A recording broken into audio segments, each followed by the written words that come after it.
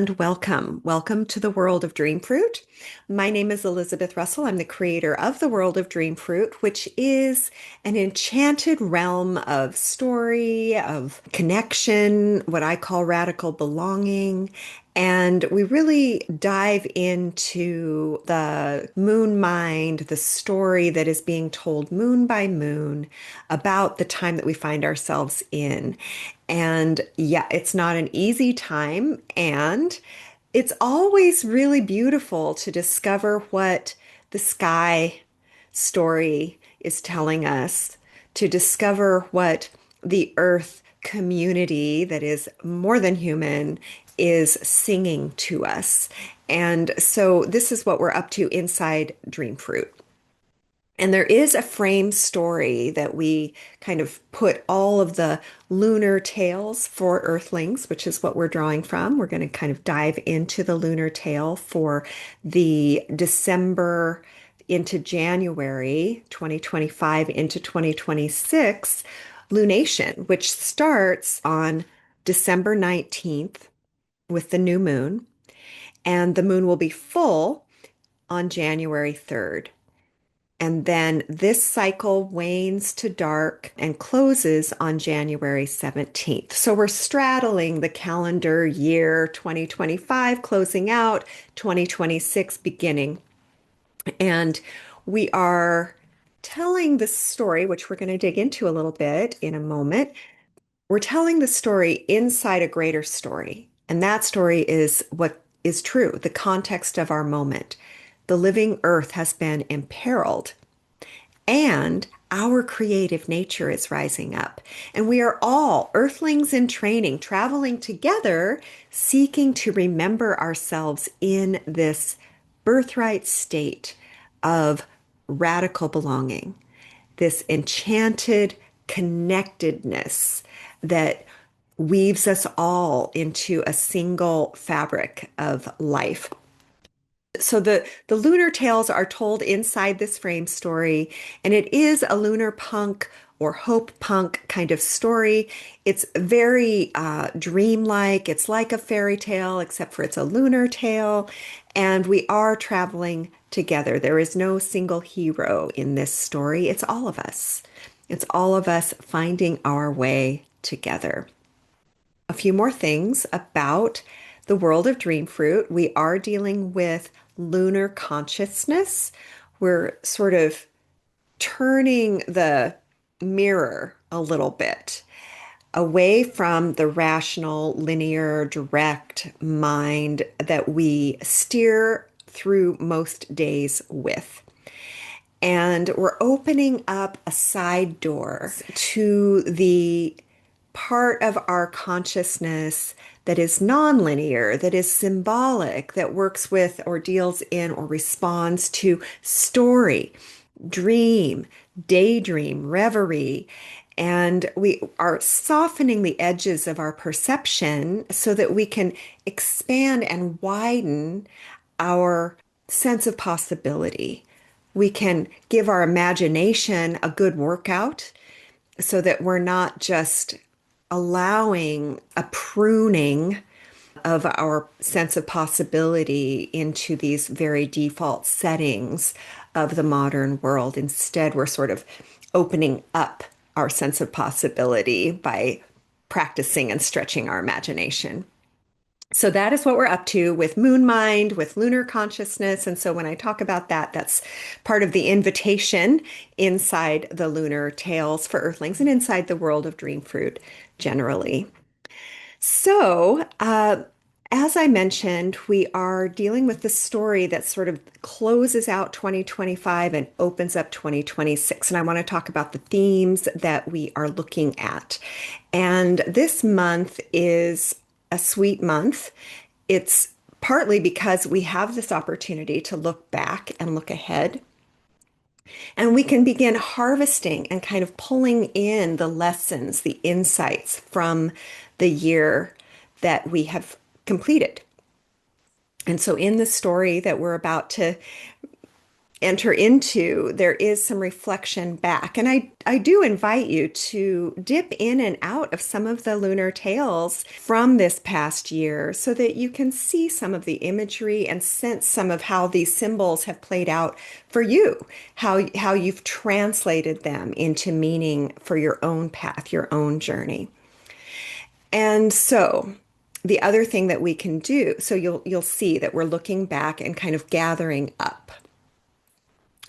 And then we are also looking forward, and I've mentioned this in a couple videos recently, that we are looking toward 2026 as a year of real possibility, new life, new shapes and forms, possibilities sort of opening up, things that we maybe aren't accustomed to imagining as possible. And yet here they are presenting themselves. But this month is very important because it sets a little bit of the foundation for how we might greet this new life, greet these new visions. And the suggestion inside of this month is to greet them with loving labor. We're working with our own habitual laziness, the ways that we have become rather casual about the tasks that are like maintenance tasks. And we're being asked to step up.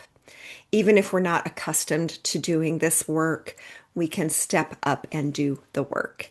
It does require that sweat equity in order to feed these new possibilities unfolding in 2026. Now, I realize that this is basically something that we probably feel all the time, right? Like, oh, I'm setting a goal. The goal isn't going to achieve itself. It's going to need me to apply myself toward it. But with astrology and with this kind of storytelling, we just acknowledge that, yes, these things are true. And this is a time when they are truer, when they are more relevant. It's a little bit more of a pertinent and timely consideration right now that we think about what parts of ourselves are a little bit out of shape or need to be sort of gathered up for the tasks at hand. I do want to share just one more piece about the Dreamfruit Lunar Tales for Earthlings. And that is that these tales, which we have been telling now since I think this is our seventh year we're entering of the story of Dreamfruit, this sort of moon by moon unfolding story. And one of the things that we draw from is degree symbol astrology.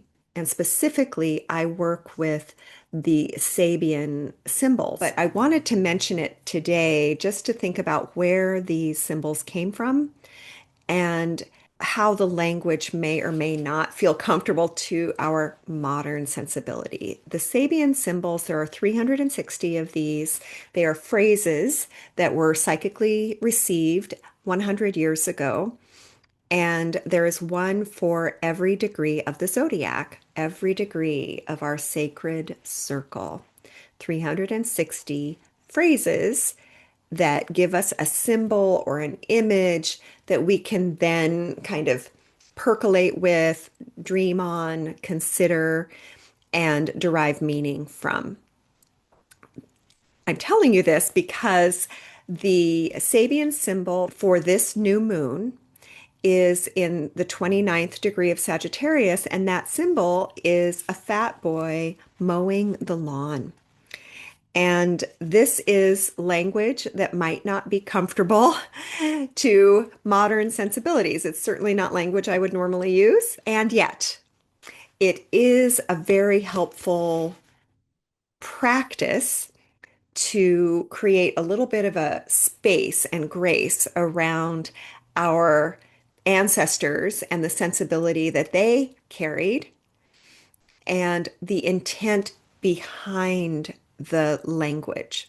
So we all know that body fat isn't an indicator of health, of virtue, of, you know, and yet we can address the intent behind the symbol. So that's just the invitation. Now, what I would love to do is invite you to join me inside this lunar tale for the end of December and the first part of January 2025 into 2026, we are entering the dream of the clearing moon. The clearing moon. And you can soften your gaze. You can look out the window, look at the sky, close your eyes, let the images kind of move along, let them sort of sit with you, meet you where you are. So, in the dream of the clearing moon, we begin in our humble homes and in the streets of the cities, yet we can feel the breaking as a sacred thing slips from the world. A mantra of remembering rises in our throats. We repeat truths from our journey. We sing of visioning caves, of great mists lifting, the stream guiding us to belonging. Our skin quivers with memory of tree bark, humming crystal, ancient water. And in these moments, we bend to the bridge tending work at hand, ensuring the path to Earth Mind remains open. And have we accepted the earthling bargain? And are we prepared for the sacred tasks at hand? By your hands, my love, the way is sustained. Sharpen the saw.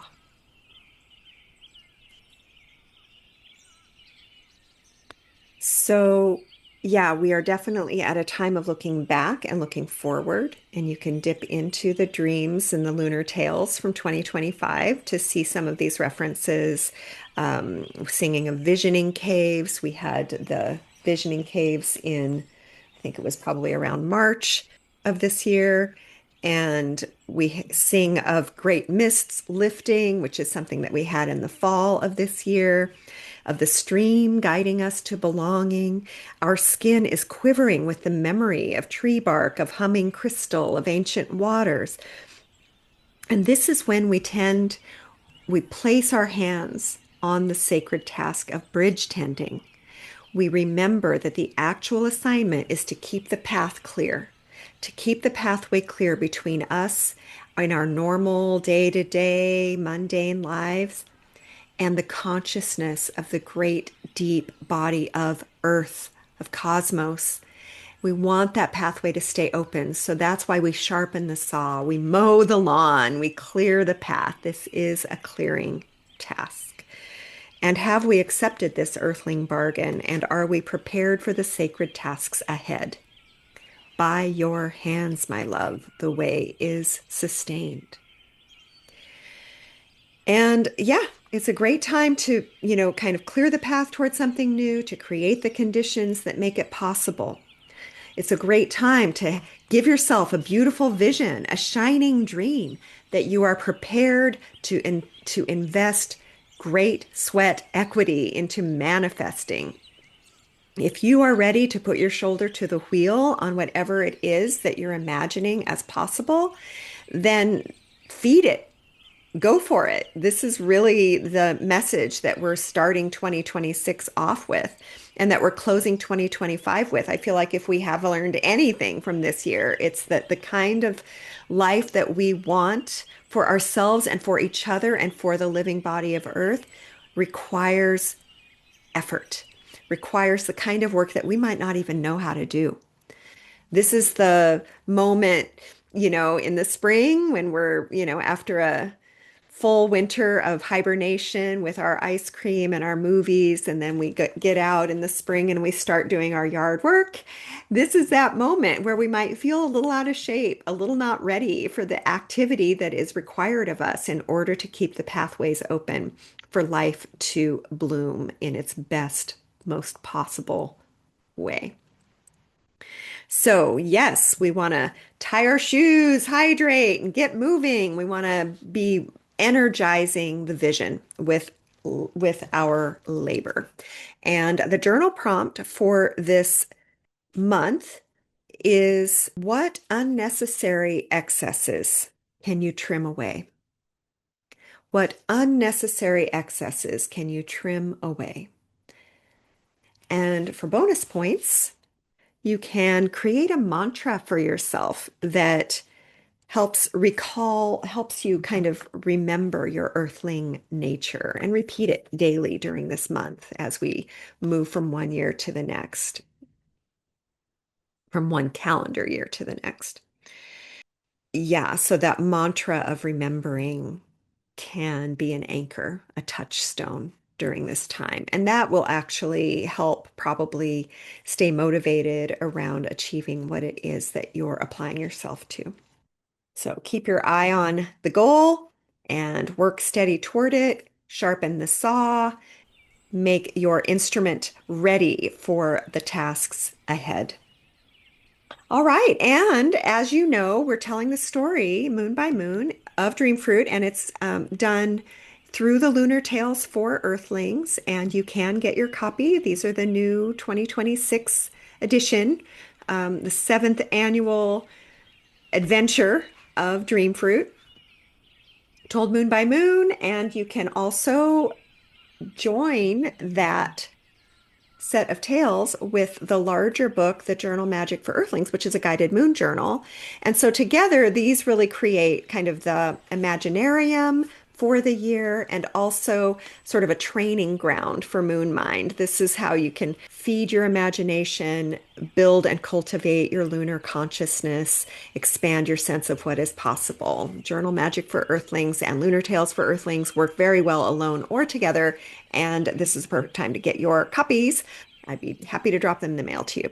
So thank you so much for your time today. I'm always honored to share a little bit of reflection time, a little bit of story corner with you to prepare us for the path ahead.